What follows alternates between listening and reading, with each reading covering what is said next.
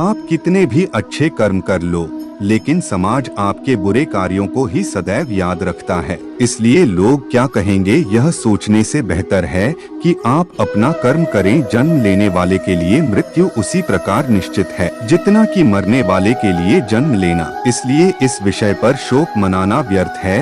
गीता में कहा गया है, जो इंसान किसी की कमी को पूरी करता है वो सही अर्थों में महान होता है।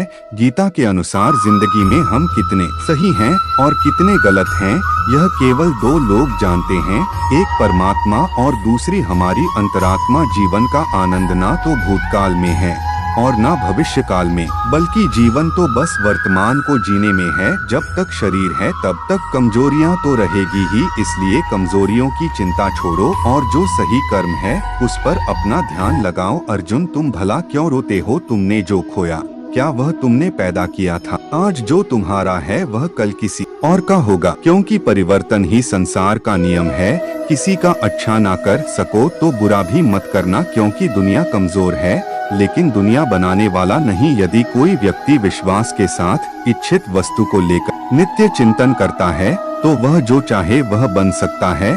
सच्चा धर्म यह है कि जिन बातों को इंसान अपने लिए अच्छा नहीं समझता उन्हें दूसरों के लिए भी प्रयोग ना करें। कोई भी व्यक्ति अपने विश्वास से बनता है, जैसा विश्वास करता है उसी अनुरूप बन जाता है।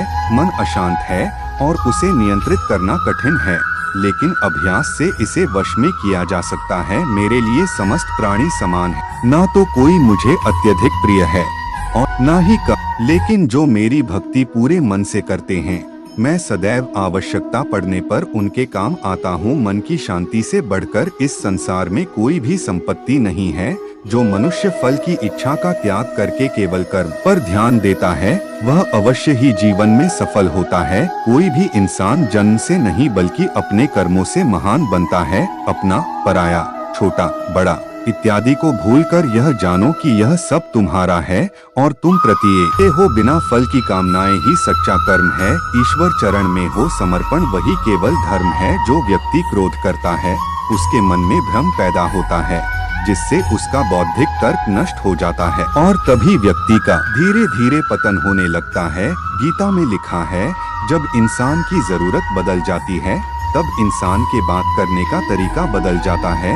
इस संपूर्ण संसार में अपकीर्ति मृत्यु से भी अधिक खराब होती है। सदैव संदेह करने वाले व्यक्ति के लिए प्रसन्नता ना इस लोक में है ना ही कहीं, और जीवन में सफलता का ताला दो चाबियों से खुलता है, एक कठिन परिश्रम और दूसरा दृढ़ संकल्प। जो मन को नियंत्रित नहीं करते उनके लिए वह शत्रु के समान कार्य करता है। कठिन परिश्रम से बचने के लिए व्यक्ति को भाग्य और ईश्वर की इच्छा जैसे बहानों के बजाय चुनौतियों का सामना करना चाहिए। गीता में कहा गया है, कोई भी अपने कर्म से भाग नहीं सकता, कर्म का फल तो भुगतना ही पड़ता है। मनुष्य को अपने कर्मों के अच्छे और बुरे फल के विषय में सदैव सोचकर चिंताग्रस्त नहीं होना चाहिए। मनुष्य अपने विश्वास से निर्मित होता है, जैसा वह विश्वास करता है वैसा वह बन जाता है। जो मनुष्य प्रतिदिन खाने, सोने और आमोद प्रमोद के कार्यों में लिप्त रहता है वह नियमित तौर पर योगाभ्यास करके समस्त क्लेशों से छुटकारा पा सकता है।